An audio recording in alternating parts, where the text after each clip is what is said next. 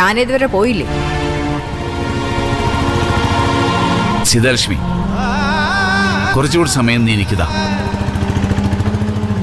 ഇനി തരുന്ന അവധി ഞാൻ തെറ്റിക്കില്ല. ആരെ കൊന്നിട്ടായാലും നിനക്ക് തരാനുള്ള പണം ഞാൻ കൊണ്ടുവന്നിരിക്കും. ഈ ബുദ്ധി തനിക്കെന്താ നേരത്തെ തോന്നാത്തത്? ഇനി ഒരു ഒത്തുതീർപ്പിനും ഞാൻ തയ്യാറല്ല. ഈ വീടുമായിട്ടുള്ള നിങ്ങളുടെ സകല ബന്ധങ്ങളും ഇന്നത്തോടെ അവസാനിപ്പിച്ചോ. സീതാലക്ഷ്മി, എന്റെ ഭാര്യയുടെ ഓർമ്മകളുള്ള വീടാണിത്. ഈ വീടുമായിട്ടും എനിക്ക് മാനസികമായ എളുപ്പമുണ്ട്. അത് നിനക്കറിയാം. ഇത് വലിയ ശല്യമായല്ലോ. ഇത്തരം കാര്യങ്ങളൊക്കെ നിങ്ങൾക്ക് മുമ്പേ അറിയാമായിരുന്നില്ലേ?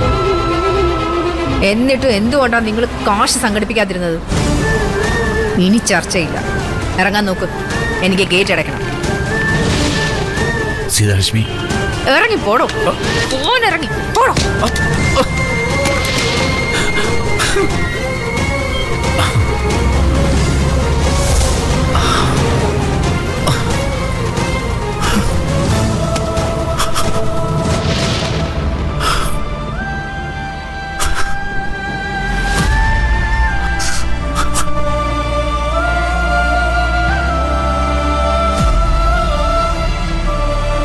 തങ്കച്ചി വാക്കിന് വ്യവസ്ഥയുള്ളവളാ. അതുപോലെ ആവണം തിരിച്ചിങ്ങോട്ടും. ഇല്ലെങ്കിൽ ഇങ്ങനെയൊക്കെ അനുഭവിക്കേണ്ടി വരും.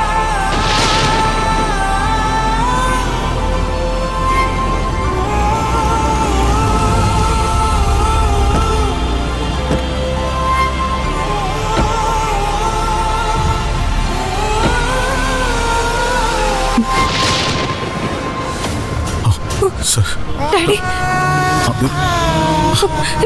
ഡാഡി,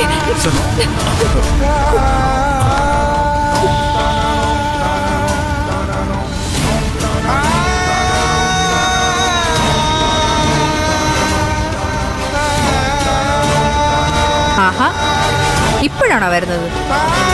കുറച്ചുകൂടി നേരത്തെ എത്തിയിരുന്നെങ്കിൽ എനിക്ക് ഇയാളെ ബലമായി ഒഴിപ്പിക്കേണ്ടി വരില്ലായിരുന്നു. എന്തൊരു വാശിയായാക്ക്. കൈമള് കൈവച്ചില്ലെന്നേ ഉള്ളൂ. മതി പറഞ്ഞത്. വീട് കിട്ടിയല്ലോ. നിങ്ങളുടെ ആഗ്രഹം നടന്നില്ലേ? ആളുകളെ പറ്റിച്ചും ചതിച്ചും നേടുന്നതൊന്നും ഒരിക്കലും ശാശ്വതമാവില്ല. നിലത്ത് നിക്കടി, എന്നിട്ട് സംസാരിക്ക്. ഞാൻ ഈ വീട് ചതിച്ചും വഞ്ചിച്ചും നേടിയതാണെന്ന് നിന്നോടാര് പറഞ്ഞു? നിന്റെ ഡാഡി എന്റെ കയ്യിൽ നിന്ന് കാശെണ്ണി വാങ്ങുമ്പോ ഒപ്പിട്ട് തന്ന ചില കടലാസുകളുണ്ട്. അതിൻ പ്രകാരം ഈ വീട് ഈടാ. ഇതിന്റെ പുറത്താ ഞാൻ കാശ് കൊടുത്തത്. കടം കൊടുത്ത കാശ് തിരികെ കിട്ടിയില്ലെങ്കിൽ ഈടിന്ന് ഈടാക്കുന്നത് നാട്ടു നടപ്പാ. നിനക്കതറിയില്ലേ? കുറച്ചുകൂടി സാവകാശം കൊടുക്കായിരുന്നല്ലോ. എന്തുകൊണ്ടത് ചെയ്തില്ല? എനിക്ക് സൗകര്യമില്ലായിരുന്നു. കൊണ്ടുപോയി കേസ് കൊടു. തങ്കച്ചി ഇങ്ങനെയൊക്കെയാ. എന്നെ തിരുത്താനൊന്നും ആരും ശ്രമിക്കണ്ട. ആര് വരുന്നു നിങ്ങളെ തിരുത്താൻ? ഡാഡിയെ കൊണ്ടുപോകാനാ ഞങ്ങൾ വന്നത്. ഈ വീട് നഷ്ടപ്പെട്ട് ഡാഡി തെരുവിൽ കിടക്കേണ്ടി വരുമെന്ന് നിങ്ങൾ ചിന്തിച്ചിട്ടുണ്ടാവും. എനിക്ക് നല്ലതുപോലെ അറിയാം. അത് നടക്കില്ല തങ്കച്ചി. ഞാൻ ജീവിച്ചിരിക്കുമ്പോ അങ്ങനൊരു തകർച്ച എന്റെ ഡാഡിക്ക് ഉണ്ടാവില്ല. ആർക്ക് വേണോടി നിന്റെ ഡാഡിയെ? മരണത്തിന് പോലും വേണ്ടല്ലോ. എത്രയും പെട്ടെന്ന് കൊണ്ടുപോയി വിടുന്നു. എനിക്ക് ഗേറ്റ് അടച്ച് പൂട്ടണം. വാ സർ, നമുക്ക് പോവാം. ഡാഡി,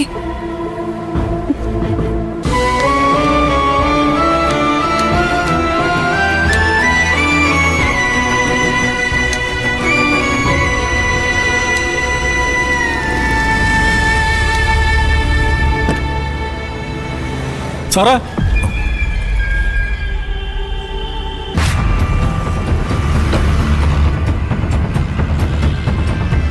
സ്വാമി, താനിത് എവിടായിരുന്നു? സാറിന് താമസിക്കാൻ ഒരു സ്ഥലം ശരിയാക്കാൻ പോയപ്പോ സാറേ, ശരിയാക്കി വന്നപ്പോ വൈകി. ഇനി സ്വാമിയുടെ ആവശ്യമില്ല. ഡാഡിയെ ഞങ്ങൾ കൊണ്ടുപോവുക. സാറ് പറഞ്ഞിട്ടാ താമസ സ്ഥലം ശരിയാക്കിയത്. നിങ്ങൾ കൊണ്ടുപോയി താമസിപ്പിക്കുകയാണെങ്കിൽ അത് നേരത്തെ പറയായിരുന്നു. ഞാൻ വെറുതെ കിടന്ന് കഷ്ടപ്പെടേണ്ടി വരില്ലായിരുന്നു. സാറ് വേണമെങ്കിൽ പോയിക്കോ. സ്വാമി വെറും കരിയേപ്പിലാണല്ലോ. സ്വാമി,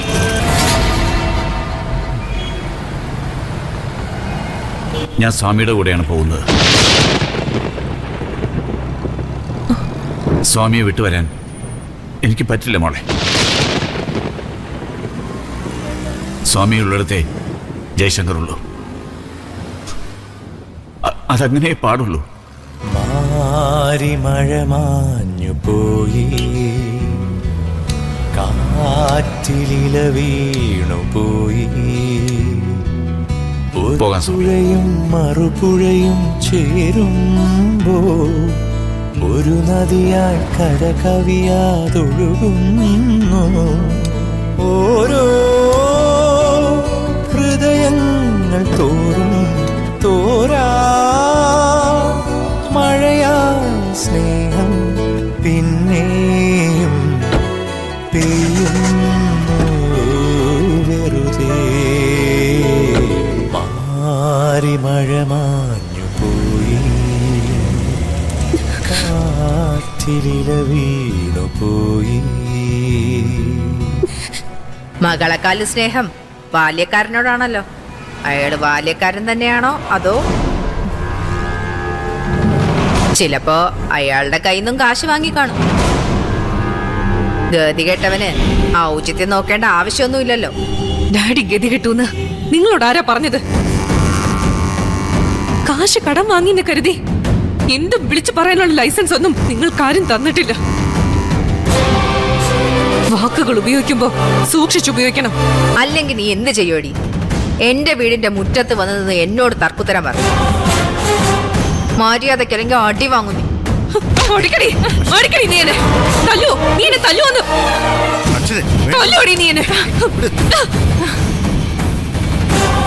ഇങ്ങോട്ടടിച്ച ഈ അക്ഷരം തിരിച്ചു പഠിക്കും. അതേത് വലിയ തങ്കച്ചിയായാലും ശരി. അക്ഷരേ വേണ്ട, ആളുകൾ ശ്രദ്ധിക്കുന്നു. അപ്പൊ ഇവര് പറയുന്നതോ? ക്ഷമിക്കുന്നതിനൊരു പരിധിയില്ലേ? നീ വലിയ ആളാവൊന്നും വേണ്ട. നിന്റെ ഡാഡി നിന്നെ എങ്ങനെ കാണുന്നെന്ന് ഇവിടെ എല്ലാവർക്കും മനസ്സിലായി. വീട്ടിലെ വേലക്കാരന്റെ വില പോലും നിനക്കില്ലല്ലോ.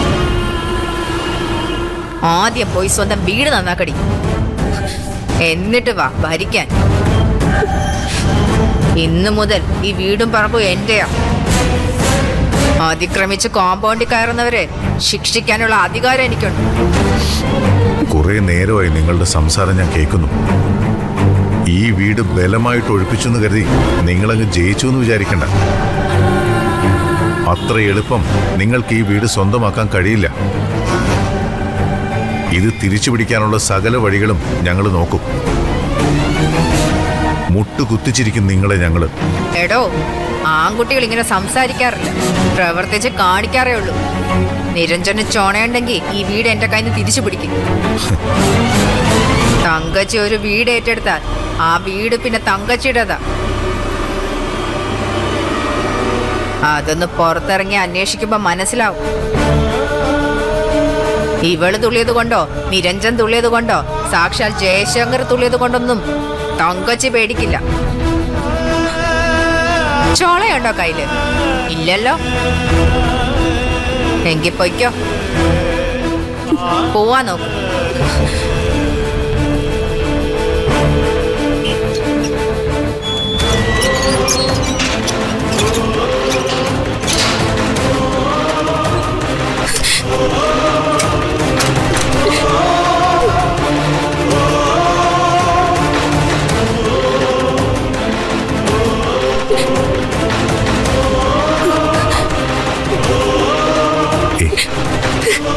സാരമില്ല, പോട്ടെ.